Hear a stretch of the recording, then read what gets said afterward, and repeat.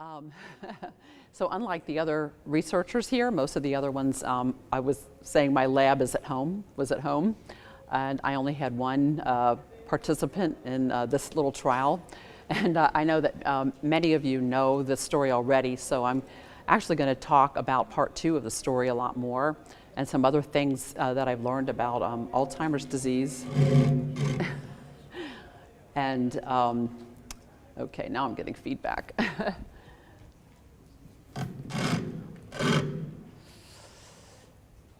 I basically stumbled upon the idea of ketones as an alternative fuel completely by accident. It was a happy accident. It actually ended up buying my husband several more extra good years that were better than the year before. All of that happened. And okay.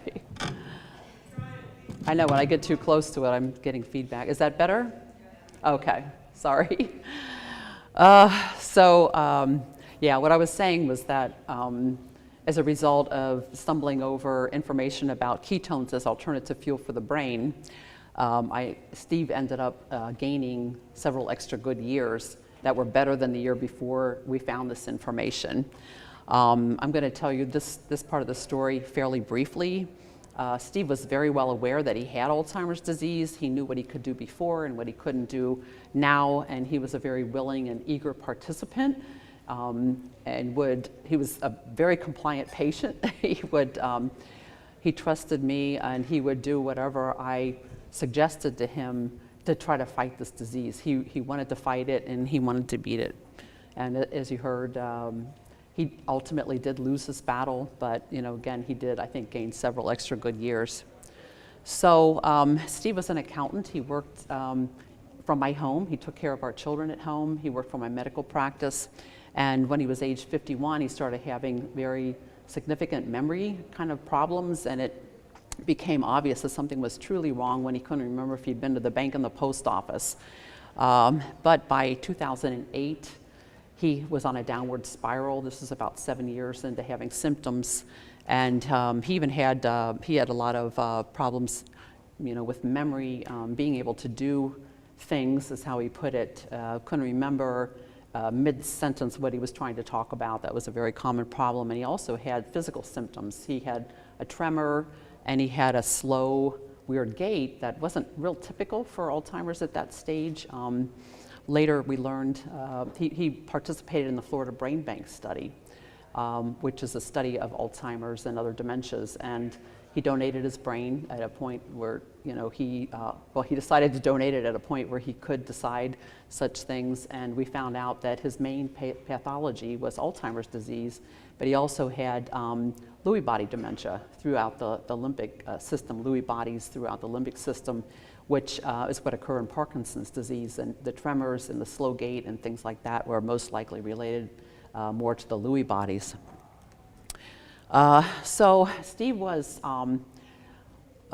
we were trying to get him into clinical trials, and there were 2 screenings for 2 different drugs that were scheduled on 2 subsequent days.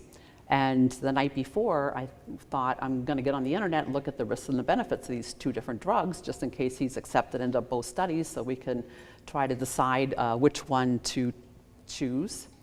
And just completely by accident, I happened on a press release about medical food that was being tested. They were aiming towards FDA recognition. We're still about a year away, as it turned out, from that.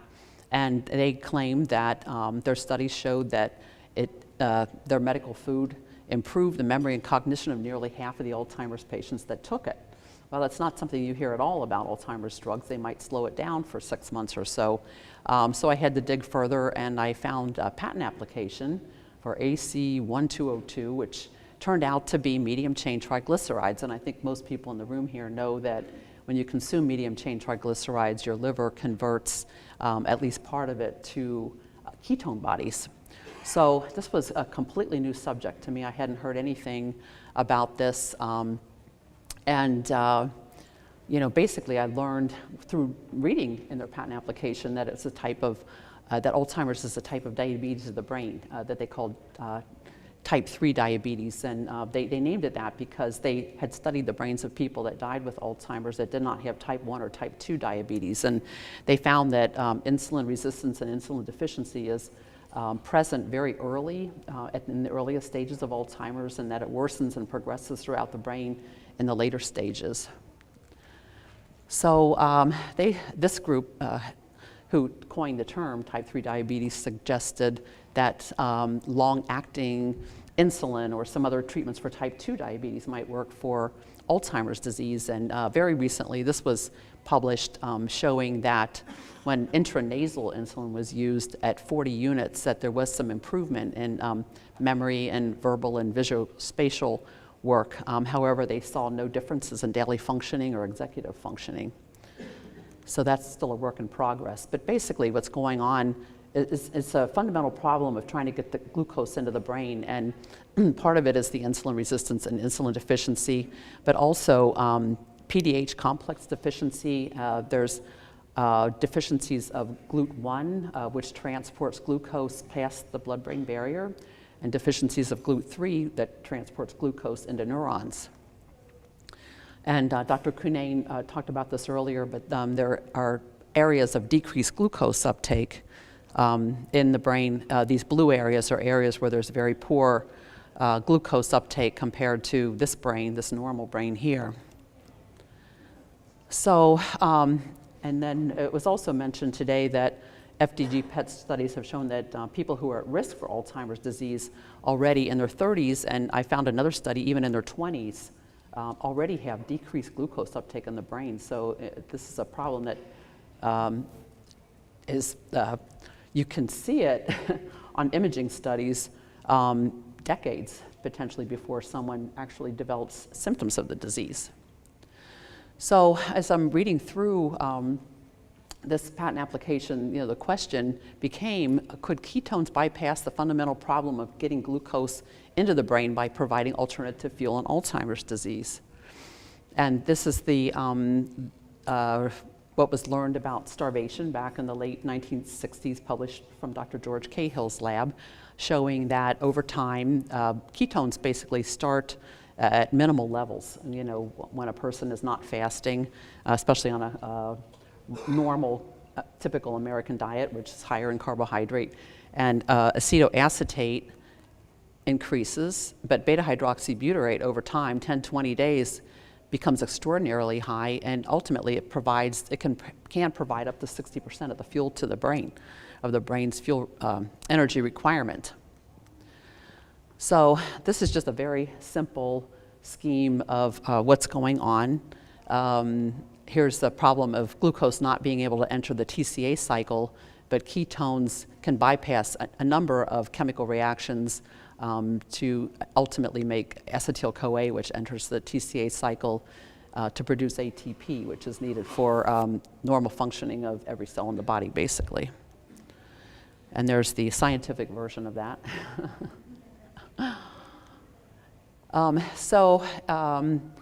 Another thing I learned in the patent application was the work of Dr. Richard Veitch. In 2000, he published his study in which they had created models of using neurons of Alzheimer's and Parkinson's disease toxins that cause those particular disease. And some cultures had the ketone beta-hydroxybutyrate in the mix, and other cultures did not. And they found that there were many more surviving neurons in the cultures that contain beta-hydroxybutyrate. He's actually been working on the ketone ester since the mid-1990s. After studying and realizing that there was potential for ketones as alternative fuel to help potentially many different conditions.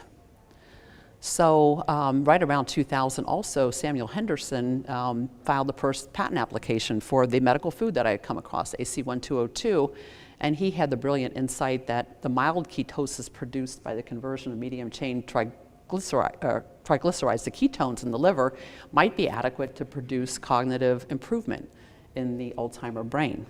So that was the basis of his idea. And that just shows, what happens with MCT oil, which is extracted from coconut oil. Coconut oil is about 60% medium-chain triglycerides if you consider those C6 through C12 carbon chains. And it rang a bell with me because I'm a neonatologist. Back in the late 70s, early 80s, we used to feed our very tiny preemies, had great difficulty growing, and we would give them MCT. We would add it to each of their feedings. It was very easily absorbed. It helped them gain weight, and ultimately MCT was added to infant formulas, especially premature formulas now contain MCT. And MCTs are present in human breast milk, about 10 to 17% of the fats in human breast milk, which is why coconut oil and MCT are included in the infant formulas. So we heard from Dr. Cunnane today, who basically the gist of it was that the glucose uptake, he confirmed that glucose uptake is decreased in the Alzheimer's brain, but ketone uptake is normal throughout the brain, including the areas affected by Alzheimer's. And this is strong supporting evidence, that ketones might, could provide alternative fuel for the brain and potentially help people with Alzheimer's. And now he presented his other study with MCT, preliminary results that look promising.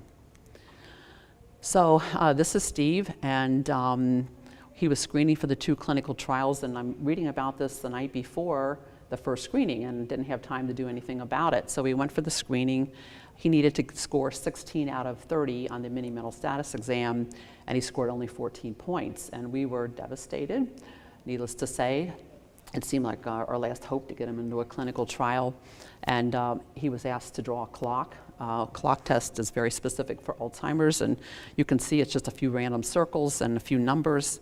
And I was pulled aside by the doctor who told me he was on the verge of severe Alzheimer's. So I thought, since I didn't know MCT oil was available over the counter, but I did know coconut oil was, so we went to get coconut oil. I researched everything I could about reminding myself the medium chain triglycerides and what the fatty acid composition of coconut oil was, and was able to figure out that to give him 20 grams of medium chain triglycerides, which were used in the medical food trials, that it would require about 35 grams of coconut oil. It was a little flawed. They were using C8, I was counting C6 through C12, but nonetheless.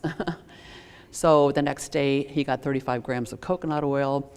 He scored 4 points higher, 18 out of 30, on the mini mental status exam, and he qualified for the trial. So at that point, it was it just really good luck, or was it really the coconut oil? So I kept it going, and routinely gave him 35 grams in the morning, and just started cooking with it throughout the day, and ultimately he ended up getting measured doses of it at dinner, and then at lunch, and then eventually before bedtime. And my thinking, and we started adding MCT oil to it. Dr. Richard Veach had suggested that, once I learned that I could get C8 and I could get MCT oil, because I'll show you his levels in a little bit, but the MCT oil ketone levels in the plasma measured higher than what we were seeing with coconut oil. So it made sense he wanted me to completely switch to MCT oil, but I'm like, he improved with coconut oil. I'm not going to take a chance. There might be something else about it.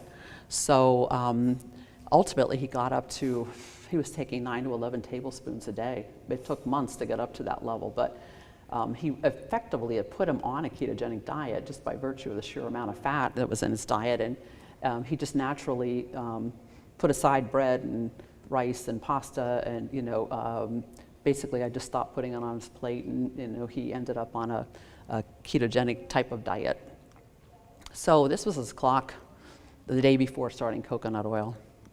This was at 2 weeks, considerably more complex, and I think the little spokes that are all over the place are hands of the clock, or he was trying to line up the numbers across from each other, and then that's about 37 days. So it's cleaned up considerably more like a clock than on the day before.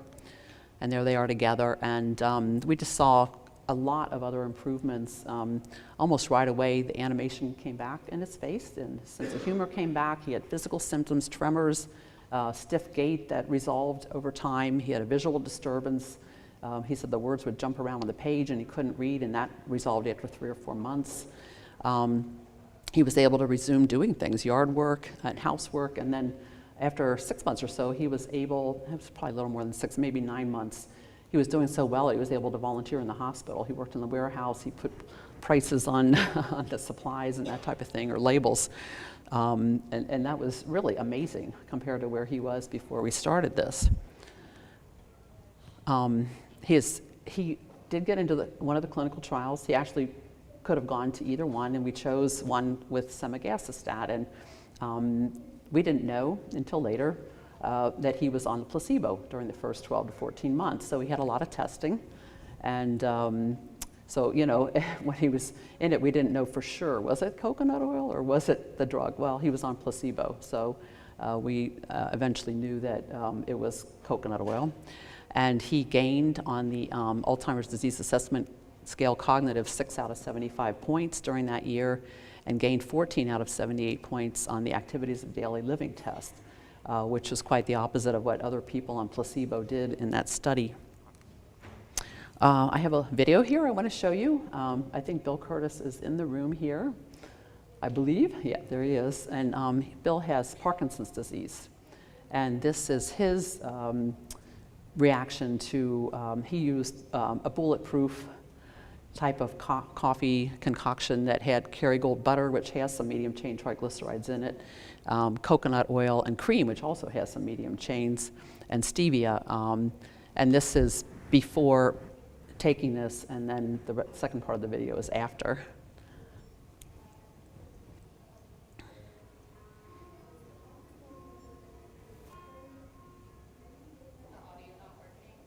No, it's on. I can hear it. It just needs to be louder, I think.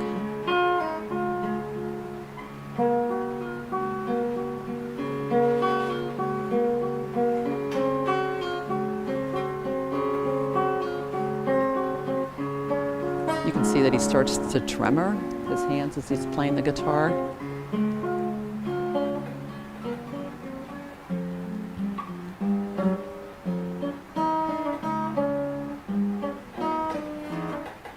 That's probably one of the most common symptoms of Parkinson's disease that's obvious. So much for the guitar. So he goes away, takes his bulletproof coffee.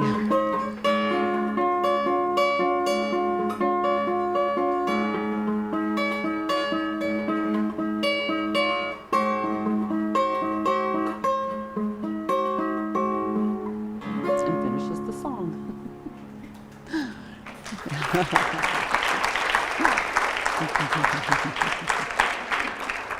Bill, do you remember about how long after you took the coffee that you were able to finish the song? Do you remember? Well, when I take the coffee, it takes about an hour or so. How many? I'm sorry. 1 hour. 1 hour. So very interesting. So now there are other case reports popping up, and some smaller studies looking at the effects of MCT in Alzheimer's, mild cognitive impairment, brittle diabetes that was mentioned earlier, people that have hypoglycemic episodes, showing that it appears to be protective when someone becomes severely hypoglycemic. And getting back to Steve's levels of ketones. So Dr. Veach, I contacted him, fairly early on after Steve improved, and I didn't tell him what I was doing, and I said, theoretically, if somebody took coconut oil, do you think they could, someone with Alzheimer's? And he said, no, the ketone levels need to be 5 millimole. He said, there's no way that that would happen. Well, I already knew that something had happened, but after he drew the second clock, I faxed to Dr. Veach with the first clock. He called me back, and he was amazed and very interested, and started sending me articles and putting me in touch with people to talk about this. And about 2 months after, he said, let's see what kind of levels we get of ketones. And so basically, we went to the hospital that I worked at, and the lab very kindly took samples of him after he had a morning dose.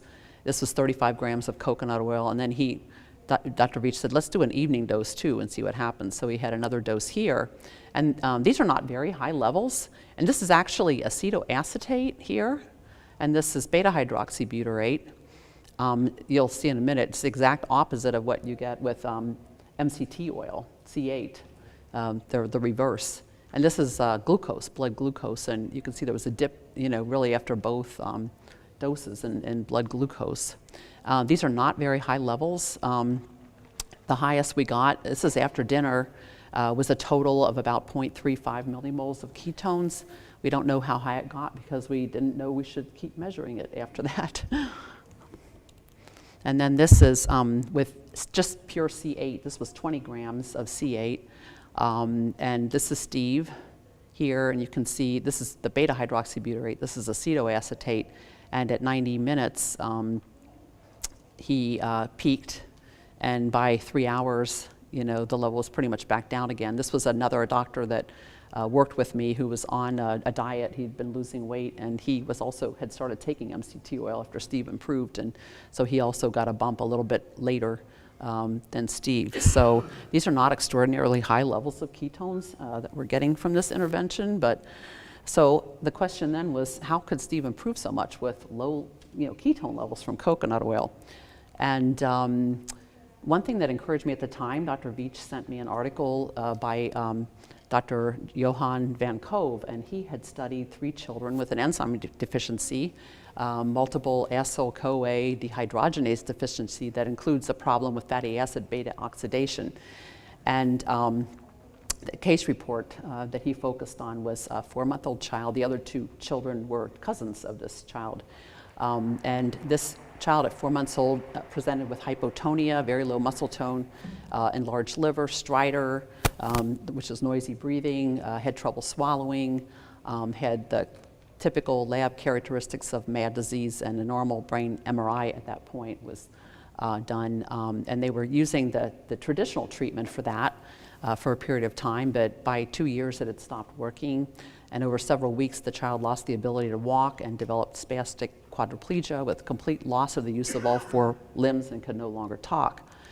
So this child was started on sodium beta hydroxybutyrate. It's a ketone salt, basically.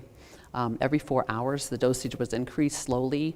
And this is what caught my eye, that the levels were 0.19 to 0.36 millimoles. And I'm like, wow, that's what we were getting with coconut oil. And after 9 days of taking this, the child could move his arms after a month, lifted both arms. After 4 months, he had head control. He could use his arms to drink from a cup. At 6 months, he could sit with support and spoke words. 16 months, he was talking in short sentences, crawling, rode a tricycle. He still had some neurologic symptoms of his disease. At 19 months, he was able to walk independently. And his MRIs, so these are before the intervention, and very dense white matter. This is a very abnormal MRI. And it just kind of gradually clears out at 2 months and even more so at 9 months. A big change in this child's MRI. So the Nishan Oilio company asked the same question. Since the ketone levels are very low with coconut oil, how could it bring about so much improvement? There might be another explanation. And so they just recently published their study in the Journal of Oleoscience, and they did 2 experiments that they reported. And the first was with 7-week-old Sprague Dawley rats that were fed coconut oil or high oleic sunflower that contains no medium-chain fatty acids, or MCT oil, and this was a mixture of C8 and C10. And they took blood samples immediately before and at 2 and 4 hours after the oil was gavaged into the stomach of the rats. They looked at total ketone body levels, total triglycerides, and total free fatty acids, as well as individual fatty acids that they measured. And this just shows you the breakdown of the medium chain fats. Again, sunflower oil, no medium chains.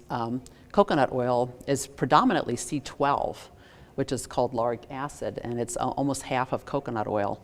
The traditional MCT oil really has a minuscule amount of C12, and it's mostly C8 and C10. There's different formulations of MCT oils out there. And what they found was that MCT substantially and significantly increased the plasma total ketone body levels in the area under the curve compared to sunflower or coconut oil. They found no significant difference in the plasma total ketone body levels between coconut and sunflower oil. There was a slight bump, but not very much. And they found plasma triglycerides and free fatty acid levels were increased at 2 and 4 hours, as well as the area under the curve for sunflower, more than for coconut oil, but were decreased for MCT oil. So this shows the plasma lipids, the individual plasma lipids, and here's C12, lauric acid, and the other medium chain triglycerides. And these were with equal amounts of the fat given, an equal amount of MCT and equal amount of lauric acid. Well, actually, I'm sorry, I've got that a little bit, I'm getting ahead of myself. So what they found was that after ingesting coconut oil, that lauric acid was greatly increased with coconut oil, not with MCT oil. So in the second experiment, they did in vitro cultures of KT5 astrocytes, which are mouse astrocytes, and they gave 50 and 100 microliters each in different cultures. Vehicle alone, vehicle plus C18, which is a oleic acid that contains no medium chains. Sorry.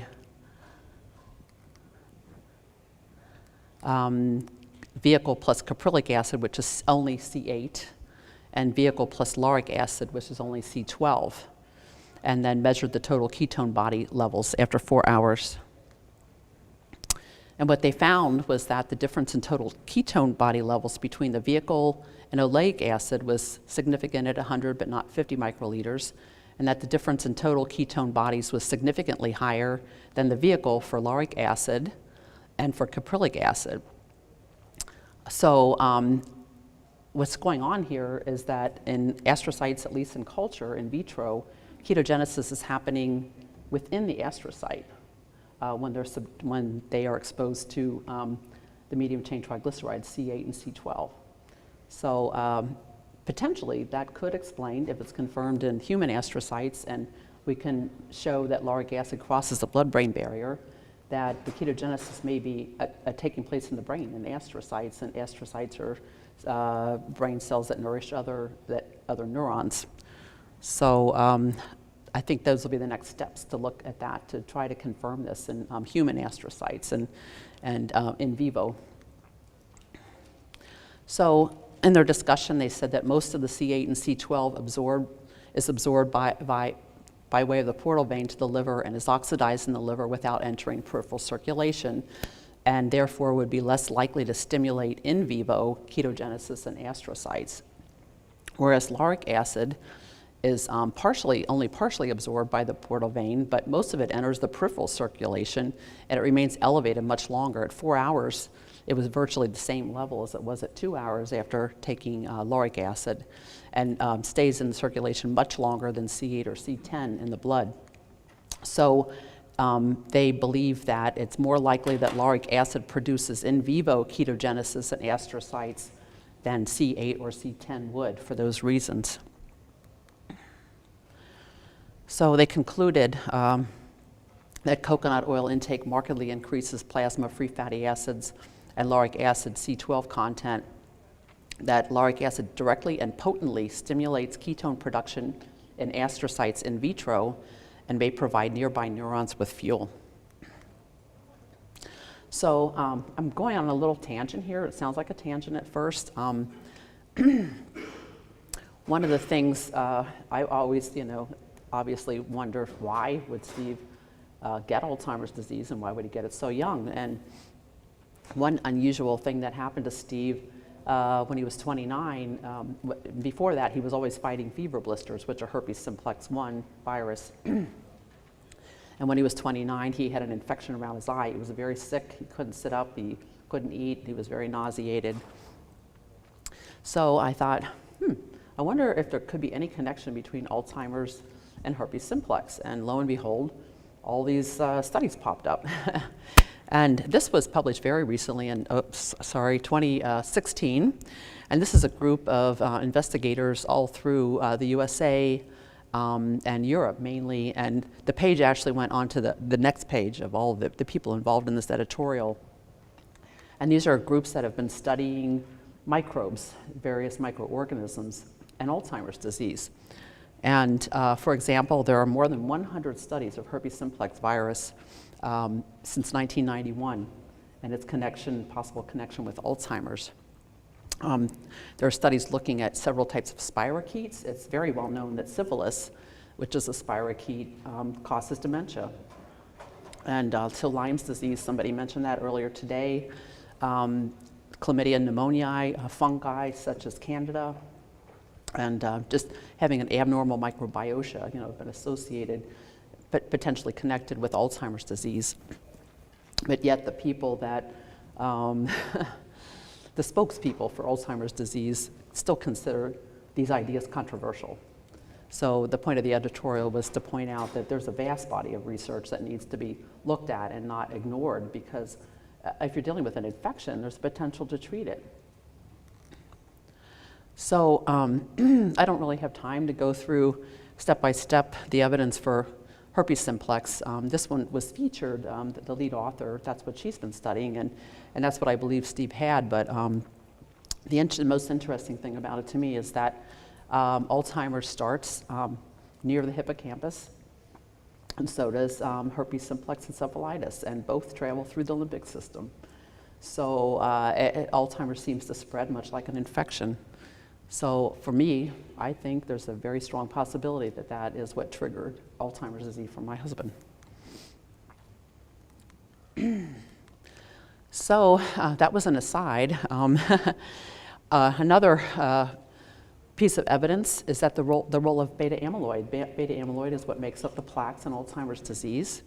And it's now been learned that A-beta, or beta amyloid, is an antimicrobial peptide. It has potent activity against multiple bacteria and yeast. It also has antiviral activity.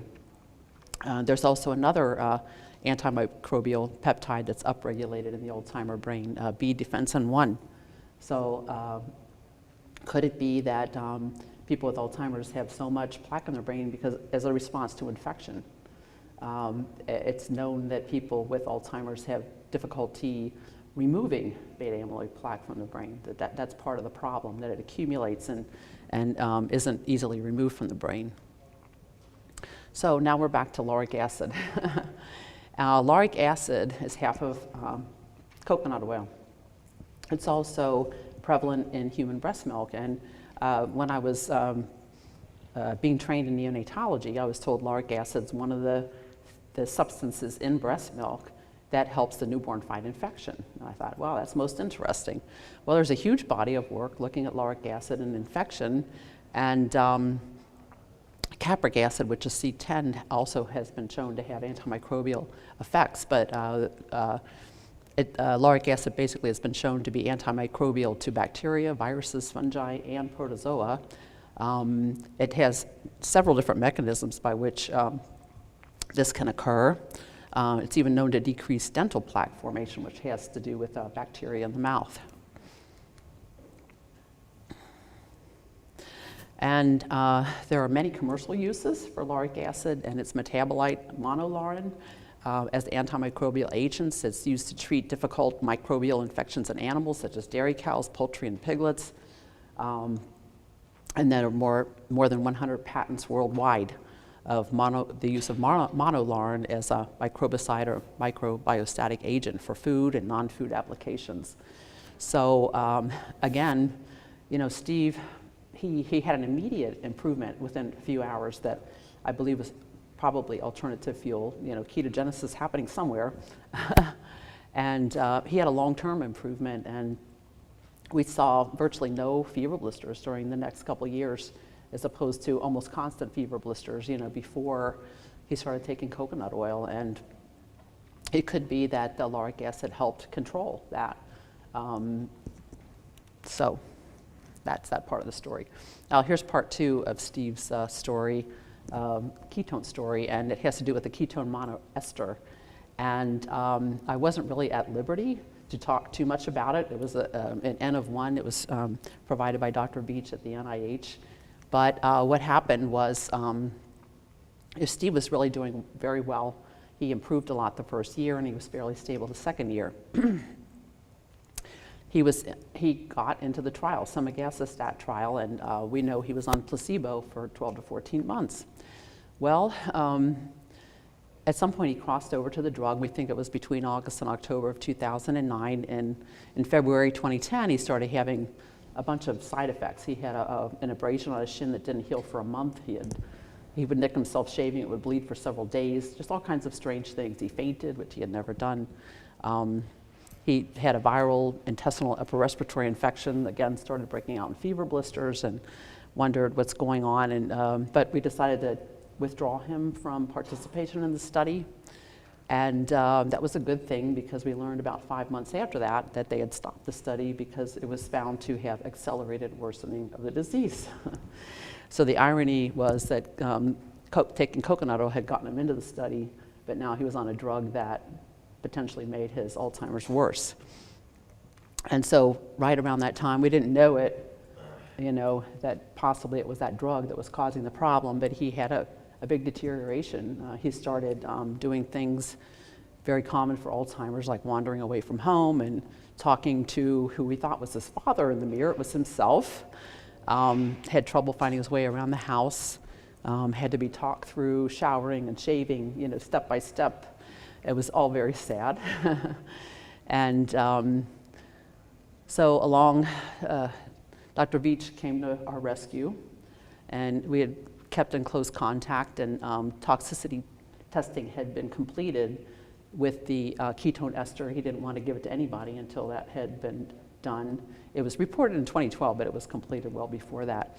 And he had also had done studies there using triple transgenic Alzheimer mouse model, and this is one that accumulates amyloid, abnormal tau protein, and as he put it, they're stupid. They have cognitive deficits. And they had used the ketone ester with this mouse model and found compared to controls that it did reduce plaque and tangle and improve memory and learning. So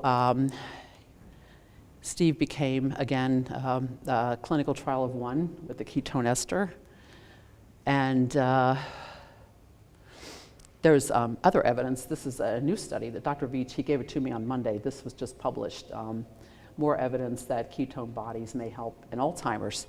I had rearranged my talk a little bit. That was really going to be at the end, but I'll tell you now. So as a preface to the study, this is a whole series of studies that were reported in one article. It was really quite amazing, the information here.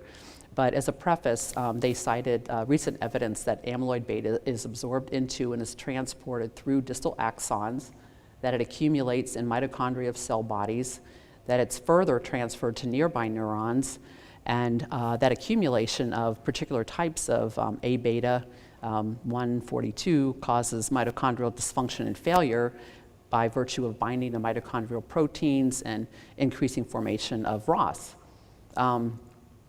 Alzheimer's is associated also with mitochondrial dysfunction and oxidative stress.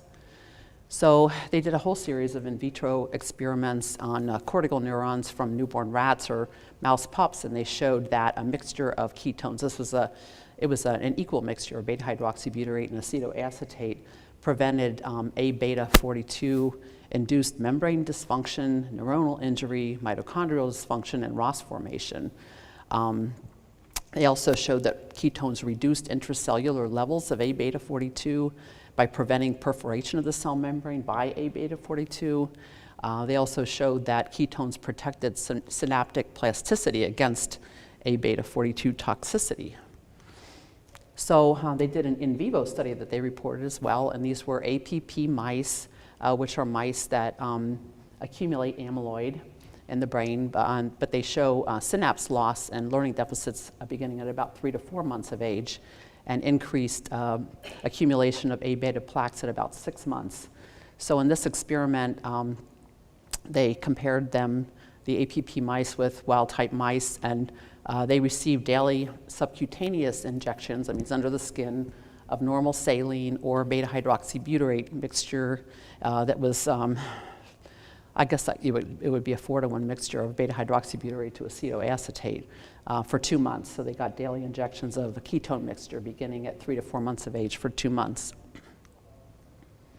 And what they showed was that in this experiment, that ketones improved mitochondrial dysfunction by restoring complex 1 activity and reducing soluble A-beta-42 levels. And they saw that ketones did not affect the wild-type mice, but they drastically improved the memory performance in the APP mice on the Morris water maze and novel object recognition.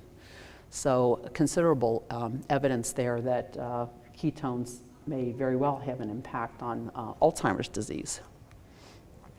So this is the diagram of beta-hydroxybutyrate molecule. This is D-beta-hydroxybutyrate. And the Veach ester is a combination of D-beta-hydroxybutyrate with butanediol, which when it separates from beta-hydroxybutyrate further converts to more beta-hydroxybutyrate. It's kind of a neat idea. And there are 2 isoforms of it, D and L beta-hydroxybutyrate. You can think of it as mirror images. It's probably not exactly like that, but there's the D, the right-handed, and L, the left-handed. And Dr. Veach gave me this information, and he said that D-beta-hydroxybutyrate is the most predominant form in circulation, whereas the L form is mostly found inside the mitochondria. And he believes that they are metabolized somewhat differently, that the D form is metabolized by beta-hydroxybutyrate dehydrogenase, and that enzyme does not use the L form, and that the L form undergoes beta oxidation with less energy produced than the D form. So he feels that there could be metabolic differences in using the D versus the L. So we're in the scheme of things, the ketone esters can easily get levels that are close to what you see with fasting or starvation, classic ketogenic diet. I'm going to skip that. Toxicity testing. Okay, so on April 29, 2010, so this is almost 2 years after he started coconut oil, but he was deteriorating, Steve started taking the ketone ester, and it was what we had come up with was a 25% solution. It was about 50% water, 25 grams, 25% the ketone ester, and 25% of something to make it palatable. And we tried many different things and ended up using SodaStream concentrate, which has a lot of sugar in it, which really didn't want to do that, but it's very hard to swallow.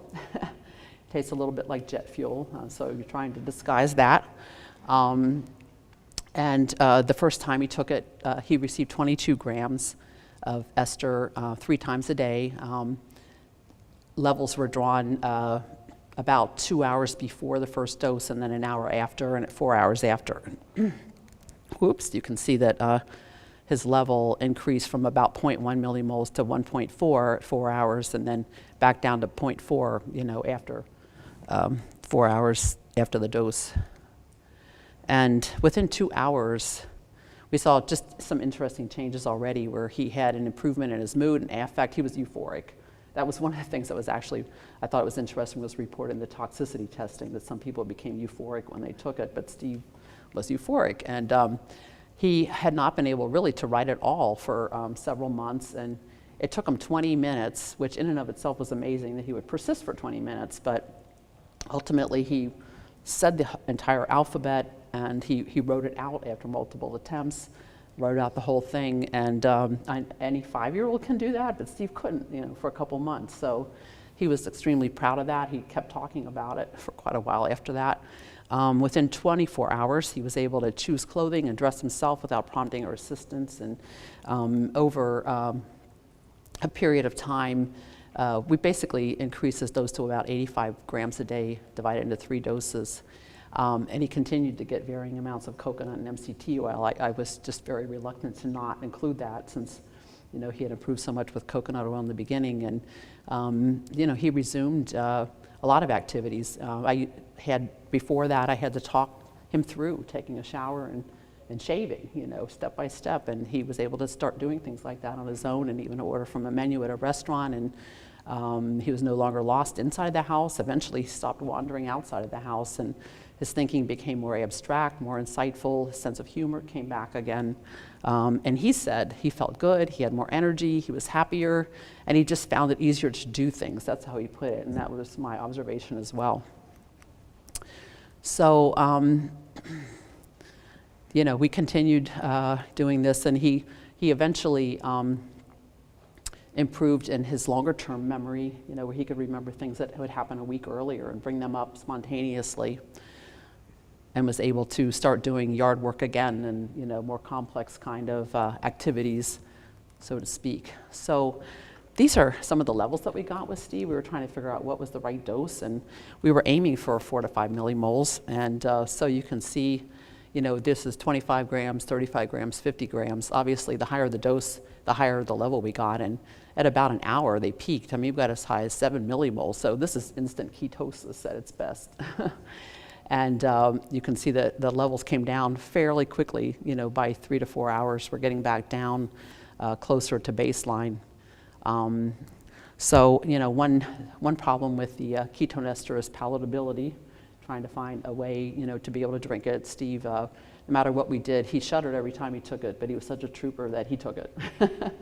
And sustain, trying to keep some kind of sustained release going on. So those are things that I hope will happen with the ketone ester. And basically, in summary, Steve experienced considerable reversal of the symptoms of Alzheimer's and had improved quality of life in many areas, first in response to medium-chain fatty acids, and then in response to ketone esters, which provide even higher, considerably higher levels of ketones to the brain. Dr. Veach believes he should have gotten, or ideally would have gotten, 150 grams of ketone ester. That's quite a lot. Ketone ester right now is very expensive to make, so it would have cost an extraordinary amount of money. We were just the very fortunate beneficiaries of that. And I just have one more video of Bill Curtis, and this is, he doesn't say in the video what it was, but he said he took something, and it was the beta-hydroxybutyrate ester. So this is the day, I think this is the day before when he didn't take it, and then then he's going to come back, and it's the day when he did take it. 2 hours and 15 minutes since I had my last medication. My medications are up to date. And this is normally when I start to develop off symptoms. So, thought I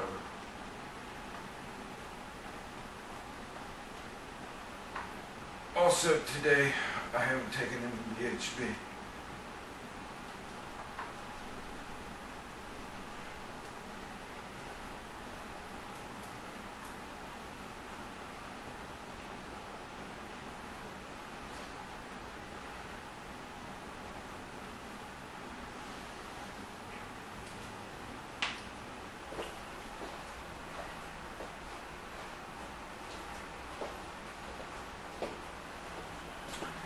There you have it.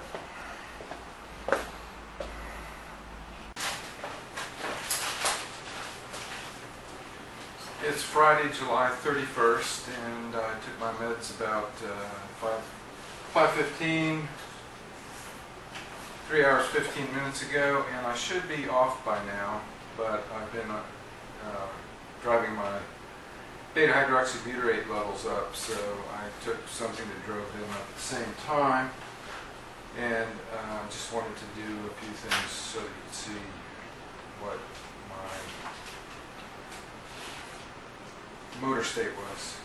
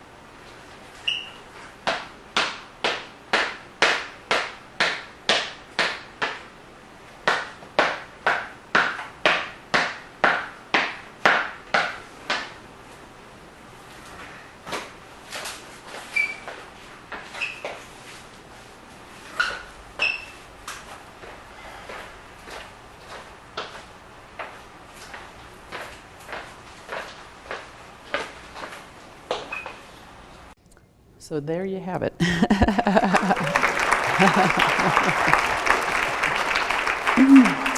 And Alzheimer's and Parkinson's are just two diseases that might respond to this. There are many other diseases that have a problem of insulin resistance and or decreased glucose uptake into cells.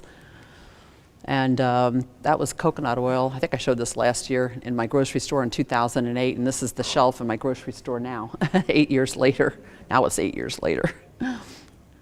So what do you have to lose? Oh, there we go. Okay. Thank you.